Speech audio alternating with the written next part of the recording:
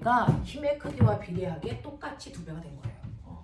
그러면 결론은 뭐야? 아, 가속도의 크기를 결정하는 건 힘이구나. 이거하고 정비례하는구나. 이걸 알아낸 거야, 뉴턴이. 됐어? 힘이 큰 만큼 변화를 주는 능력이 크기 때문에 많이 바뀌었다. 그래서 가속도가 크게 생겼다. 이걸 알아낸 거야. 그리고 나면은 그 다음에 궁금한 건 뭐냐면, 그럼 변화를 일으키는 건 힘이야? 그러면 두 번째는 그럼 힘밖에 없어? 이거죠. 힘 말고 변화를 주도하는 또 다른 건 뭐가 있는데, 이런 생각을 하게 되는 거죠. 그래서 탐구했는데, 자 그러면 똑같이 4N의 힘을 준다면, 모든 물체의 가속도의 크기가 똑같다면 가속도의 크기를 결정하는 건 힘밖에 없는 거야. 그래서 요번에는 똑같이 4N의 힘으로 얼마를 밀었냐면 4kg짜리를 민 거죠.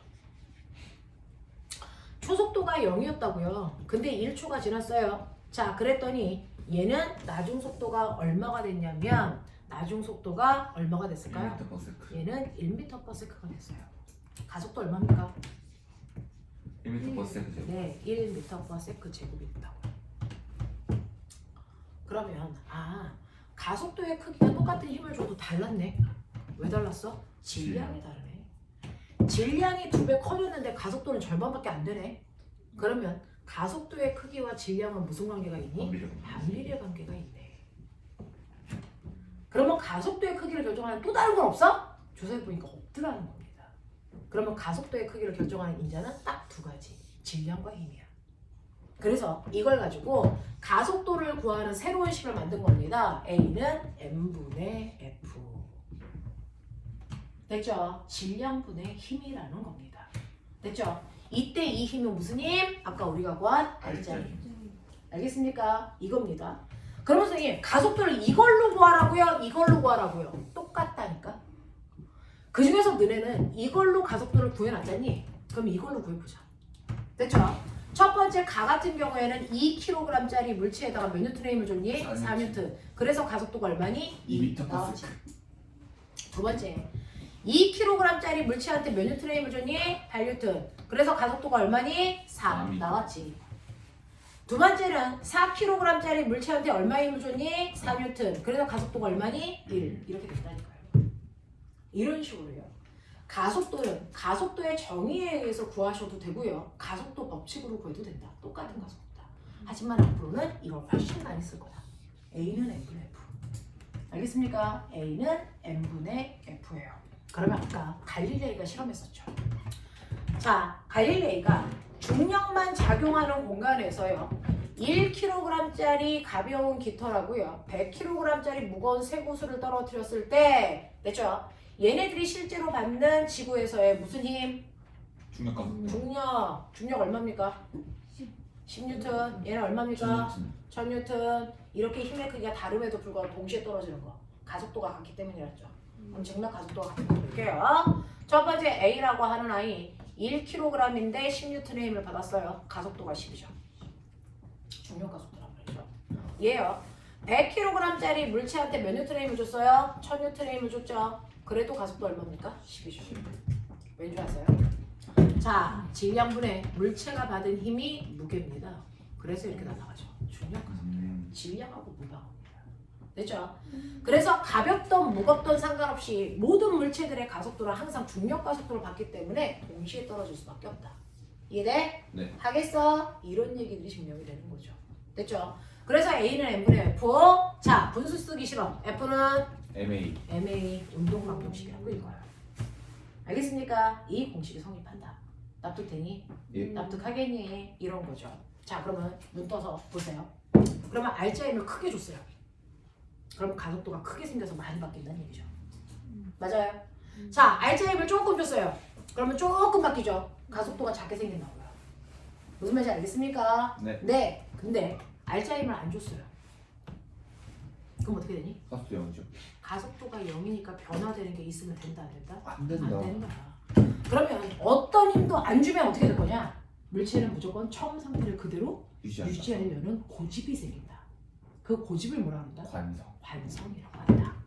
그래서 관성 법칙은요. 물체가 운동하는 동안 어떤 힘도 안 줄 때 변화량이 없어서 처음의 상태를 그대로 유지하려는 성질을 우리가 관성이라고 하겠다. 이겁니다. 그러니 처음에 물체가 정지되어 있다면 어떤 힘도 안 주면 물체는 계속 정지한 상태를 유지하겠죠? 이걸 뭐라 합니까? 정지 관성이라고 한다. 그래서 정지한 상태를 그대로 유지하려는 걸 정지 관성이라고 하고요. 어떤 물체가 오른쪽으로 2의 빠르기로 운동하고 있었어요. 자, 그리고 나서 힘을 안 주면 그 물체는 오른쪽으로 계속 2m/s의 속력으로 움직이려는 등속도 운동하려는 뭐가 있습니까? 운동 관성이 붙죠. 됐죠? 자, 그 중에서 누가 더 관성이 클까? 운동 관성이 훨씬 더. 아니요. 네? 실제로요. 어떤 얼음판에 강호동 아저씨가 앉아 있고요. 유치원생 아이가 앉아 있다고 치자. 누구의 관성이 더 클까? 강호동이 더 크죠. 그건 밀었을 때 됐어. 조금만 힘을 줘도 잘 움직이는 아이는 관성이 작은 거야. 근데 힘을 많이 줘야 움직이는 아이들은 정지 관성이 큰 거거든요. 누가 더 관성이 클까? 강호동이. 강호동이겠죠. 그러니 관성의 크기는 뭐가 결정한다? 무게. 뭡니까? 질량. 질량입니다. 그래서 정지관성의 크기를 그대로 질량으로 나타냅니다. 그래서 질량이 만들어지는 원인이 뭡니까? 정지관성의 크기를 나타낸 거야. 그럼 꼬맹아 생각해봐. 아까요. A는 불러. A는 T분의 M분의 F. F. M이 뭐라고요? 정지관성의 크기. 나 안 움직일 거야. 나 그대로 있을 거야. 알겠어? 1kg짜리는 정지관성이 작아. 100kg짜리는 그대로 있으려는 정지관성이 커. 됐어? 근데 정지관성이 작은 애한테는 작은 힘을 줬어. 정지관성이 큰 애한테는 큰 힘을 줬어. 됐어? 그러니까 얘들의 변화량은 어때? 같아. 알겠습니까? 정지관성은 안 변하려는 능력. 힘은 변화시키려는 능력. 그렇죠? 그러니까 안 변하려는 고집과 변화시키려는 힘 사이의 관계 비율이 변화된 양을 결정한다. 맞습니까? 그래서 A는 M분의 F다. 알겠습니까? 이 식이 나오는 게 당연해요. 됐죠? 이렇게 해서 가속도의 법칙이라는 거, 그 다음에 관성이라는 게 결정이 된다. 그죠? 그래서 관성이라는 건 정지한 상태를 그대로 유지하려는 정지 관성이 있다. 예를 들면 뭐? 버스에서 멈출. 내가 맨 처음에 앉아 있었어. 자, 정지된 자동차에 앉아 있었으니까 나 뭐야? 정지되어 있었어. 근데 아저씨가 급출발해. 그래도 나는 계속 정지한 상태를 유지하려는 정지관성을 가져. 그래서 내 몸이 어디로 쏠려? 뒤로. 안 쫓아가려고 뒤로 쏠리죠.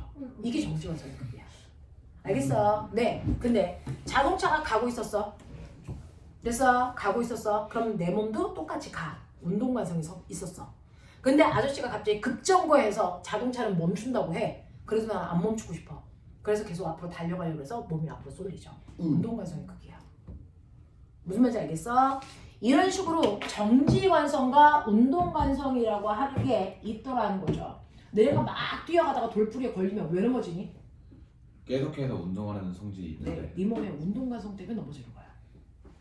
무슨 말인지 알겠어? 네. 자, 이불에 있는 먼지 터는 방법, 멋진 방법. 관성. 이불을 널어놓고요. 됐어? 자, 몽둥이를 빵 치죠. 그러면 힘을 받은 이불은 날아가려고 하니까 이렇게 휘겠죠. 근데 이불에 붙어있는 먼지는 직접 힘을 받지 않으니까 그대로 있으려는 정지관성으로 분리되죠. 그래서 떨어지는 거예요. 됐어? 네. 장도리가 뭐예요? 망치 대가리. 그걸 장도리라고 합니다. 자, 망치질을 하다가 망치 머리가 빠졌어요. 대가리가 이렇게 있다고요. 자, 그러면 얘를 다시 끼려고 여기다 껴놔도 조금 있으면 다시 빠져요. 그럼 꽉 껴야 되겠죠. 그럼 어떡합니까? 대가리를 이 몸통에다가 껴놓고요. 어떻게 합니까? 아래로 퉁퉁퉁 치면 밑으로 껴요. 그래서 안 빠져요. 그게 바로 운동관성을 이용한 거죠. 자, 얘도 내리고 얘도 내리면 밑으로 가려고 운동관성이 붙었어요. 근데 먼저 얘가 바닥에 닿죠. 그럼 얘 멈추죠. 근데 얘는 직접 닿지 않았으니까 계속 아래로 내려가려고 하기 때문에 밑으로 끼는 겁니다. 맞죠? 운동관성을 이용한 거야. 무슨 말인지 알겠니? 네. 이런 식으로요. 관성이라고 하는 건 물체가 가지고 있는 처음의 운동 상태를 그대로 유지하려는 성질이다. 이해돼? 네. 하겠어? 네. 네. 자, 이제 마지막 작용 반작용. 요것만 하면 끝나는 건데요. 자, 중학교 1학년 때 배웠어요. 모든 힘은 항상 작용점이 있고. 맞죠? 모든 힘은 항상 중학교 1학년 때 배웠어요. 모든 힘은 항상 어떻게 작용한다? 쌍으로 작용한다. 됐어? 쌍이 몇 개냐? 두 개지. 두 개죠. 그러니까 모든 힘은 항상 두 개의 힘이 동시에 생긴다는 거예요. 자, 그럼 두 개의 힘이 동시에 생기는데 이 두 개의 힘을 하나는 우리가 작용이라고 부르고요. 하나는 뭐라고 불러요? 반작용이라고 부르는 두 개의 힘이 동시에 생깁니다. 됐죠? 예를 들어서 여러분들이 뭐 하는 겁니까? 벽을 예? 손바닥으로 칠판을 빵 하고 치죠. 저희 그 손바닥에 밑았어요. 뭐 이 새끼야. 됐어. 귀여운 첫 번째 손이 칠판을 10N의 힘으로 칩니다. 이해해요? 이거를 우리가 작용이라고 부르죠. 되겠어? 그러면 이거에 뭐가 생겨야 된다고요? 반작용. 반작용의 힘은 뭡니까? 라고 하면 어렵지 않아요. 주어와 목적어의 위치만 바꾸면 된다. 칠판이 손을 밀. 맞아요. 그래서 칠판이 누구를 손을 얼마? 10N의 힘으로 쳤다라는 겁니다. 됐어. 자, 이때 우리는요 모든 힘을 나타낼 때는 화살표로 나타내는데요. 화살표의 동그는 여기에 힘 받았어요 라고 하는 작용점을 얘기하는 거고요. 그 다음에 화살표의 길이는 힘의 크기를 얘기하고요. 화살표의 방향은 힘을 준 방향을 얘기합니다. 힘의 상. 그러면 첫 번째 F1이라는 힘을 화살표로 표현해 볼게요. 작용점을 정신 차려. 손에 찍습니까? 칠판에 찍습니까? 손이죠. 아니죠. 칠판에 찍죠. 힘을 받은 애한테 찍는 거야. 작용점은. 그렇죠. 그러니까 칠판에 작용점을 찍어서 손바닥이 밀었으니까 밀리는 방향으로 F1 10N의 힘을 받았어요. 이거예요. 됐죠? 그러면 두 번째 힘은 어디에 작용점을 찍어요? 손바닥. 네, 힘을 받은 손바닥에 작용점을 찍어서 이렇게 그리시면 이게 10N입니다. 됐어? 그래서 모든 물체는요 서로 상호작용하는 힘 두 개가 동시에 생깁니다. 하나는 작용, 하나는 반작용인데 힘의 크기는 반드시 같아야 되고요. 힘의 방향은 반드시 뭡니까? 반대 방향인 두 힘이 생겨. 납득하냐? 예. 자, 그랬을 때 내가 칠판을 치면 손바닥 아파 안 아파? 아프죠. 아프죠? 손바닥이 아픈 이유가 F1 때문이 F2 때문이니? 두 때문. F2 때문이죠. 손바닥이 맞았기 때문에 아픈 거예요. 그래서 네가 칠판을 치는 이 행위로는 칠판이 아픈 거지 손이 아플 수가 없습니다. 손이 힘을 안 받았으니까. 무슨 말인지 알겠죠? 되겠습니까? 자, 그렇다면 보면 중력이라는 게 뭐냐? 자, 이렇게 풀어서 얘기해봐. 중력을 풀어서 얘기해봐. 중력은 지구가 나를 그렇죠. 나를 MG만 10N의 힘으로 당긴다 이런 얘기죠. 됐어. 그럼 지구가 있어. 내가 있어. 지구가 나를 10N의 힘으로 나를 당겼으니까 나에다 작용점 10N의 힘으로 당겨. 이걸 너는 중력이라고 부른 거야. 그럼 이 힘에 뭐가 생겨야 돼? 반작용. 불러. 내가 내가 누구를? 지구를 얼마의 힘으로? 10N의 힘으로 당기는 거죠. 그러니까 지구를 당겼으니까 지구가 힘 받았어. 그래서 이쪽 방향으로 10N 이렇게 쓰면 되죠. 알겠습니까? 이런 식으로요. 모든 힘은 항상 동시에 작용과 반작용이라는 두 개의 힘이 동시에 생긴다. 예외라는 건 존재하지 않는다. 알겠습니까? 자, 이 중에서 이해 안 되는 거, 납득 안 되는 거 빨리 얘기해. 없어? 네. 이해돼? 자, 그러면 하나하나 해결해 갈게요. 뒷부분에 있는 두 번째 내용은 연휴 갔다 와서 할게요. 자, 볼게요. 지금 요 두 단원인데 애들이 미친 듯이 토하려고 하는 이유가 뭔지도 저는 잘 모르겠지만 어쨌든 토를 하더라고요. 됐죠? 네. 자, 그러면 꼬맹아, 첫 번째 108페이지에서 첫 번째 이동거리와 변이를 내가 구할 수 있는지 다시 확인. 됐죠? 그 다음에 속력과 속도 어떻게 구해야 되는지 기억. 그 다음에 가속도요. 여기서는 시간분의 속도 변화량 나왔지만 질량분의 힘으로 구해도 똑같다. 알겠습니까? 네. 그 다음에 109페이지에 보면 그 힘이라는 건 사실은 변화시키는 가속도를 만드는 알자의 힘이라는 거죠. 그렇죠? 그리고 그 알자의 힘에 의해서 가속도를 A는 M분의 F라는 뉴턴의 제2법칙이 나와 있단 말이죠. 됐죠? 가속도 법칙 나와 있고요. 그리고 운동의 종류 중에 등속도 운동하고요. 등가속도 운동 넘겨 110페이지. 정확하게 나와 있죠. 그래서 그 그래프 분석하는 것까지 해결해야 문제를 풀 수 있어요. 되겠어? 자, 그럼 보세요. 110페이지에 네 문제 있다. 못 풀면 뒤지면 된다. 110페이지에 네 문제. 이제 좀 물리 한 바퀴 돌린 게 티가 나나?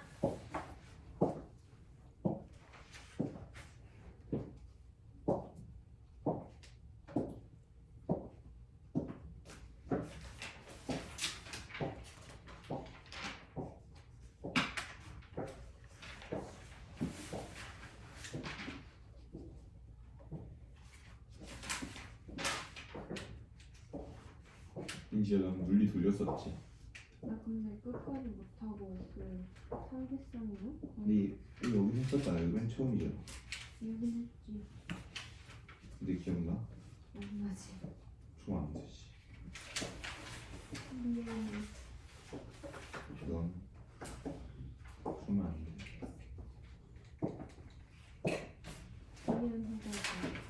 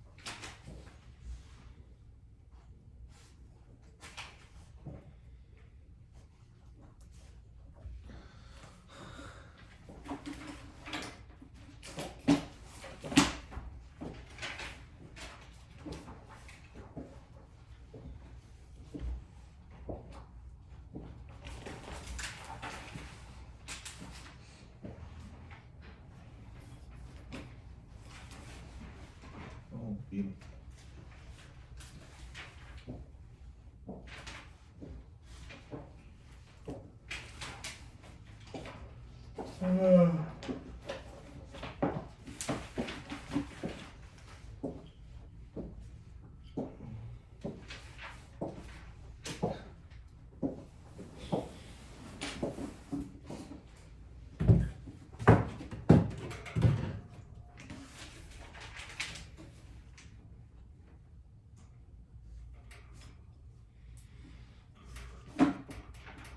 이해되나? 선생님이 다음 주에는 포물선 운동 설명하면 여러분들이 물리 1과 2에 나오는 모든 운동을 다 아는 거예요. 1, 2에 있는 모든 운동이 다 나와버렸어. 나그 토끼가 때렸어. 나를 아니 몇번 토끼가 때렸어. 떼졌다고. 다 했으면 옆에 거 풀고 있으면 되지. 씨, 어디서 수고하지. 이거요? 그래요. 빨랑빨랑 풀어요. 1번부터 채점도 하고요. 1번부터 포물선은 너 나오는데 아니까요. 이러면 안 되는 거 아닌가요? 그러면 안 돼요. 포물선 운동은 운동 방향이 일정하지 않아. 그럼 우리 숙제가 어디까지예요? 응? 숙제가 어디까지예요? 숙제는 거기 113페이지까지. 와, 오늘 민주 한 번도 안 들었어. 아, 저 아까 들었는데 쌤이 소리 지르셨어요. 민주 제가 앞에서 계속 시비 걸어서 그래요. 아니 쌤이 우와. 갑자기 아! 이러고. 민주 와, 오늘 해냈어요. 아까 준영이가 들었어요. 저 눈을 감고 있던데요. 새끼가 미쳤나? 아셨어요? 안 들었어요? 영상을 영상 같은 소리 하고 앉아있네. 말도 아니고. 영상학원이야 여기가? 힘은 두물체 사이의 소묘적. 김치 부친 게 매운 거 먹고 싶어요. 넌 코로나 걸린 동안 뭐 했냐? 입맛이 떨어지고 막 아니요. 기운이 아니야? 저 살쪘어요. 코로나 기간 네, 동안 살. 할아버지가 매일 전화해서 먹을 거 뭐 먹고 싶냐 물어봐가지고 귤이랑 포도를 한 박스 사주셨는데 귤을 먹지도 못했어요. 포도. 두 번째 걸린 거 아니야? 네. 애들이 다 놀렸어요. 지금 코로나 걸린 병신이거든요. 나는 걸리고 싶어 최선을 다했는데 안 되더라. 쌤 진짜 한 번도 안 걸리네. 이제 쌤 30일부터 마스크 해주래요. 근데 뭐. 쌤 어차피 안 끼시고 이렇게 나는 안 끼니까 해지를 이제 하는 거야? 네. 나는 엄청 3년 전부터 해지는데? 근데 그 있잖아요. 기념비적인 일이잖아요.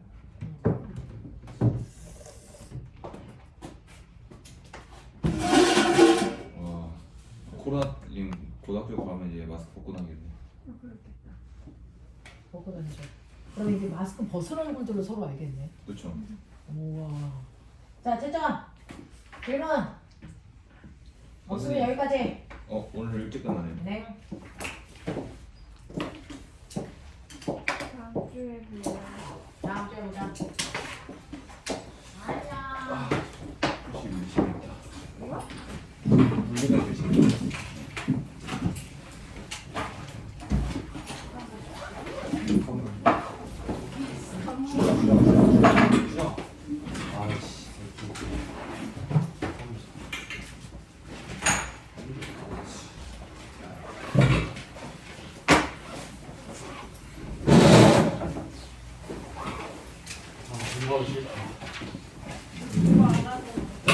가면 하루 종일 해야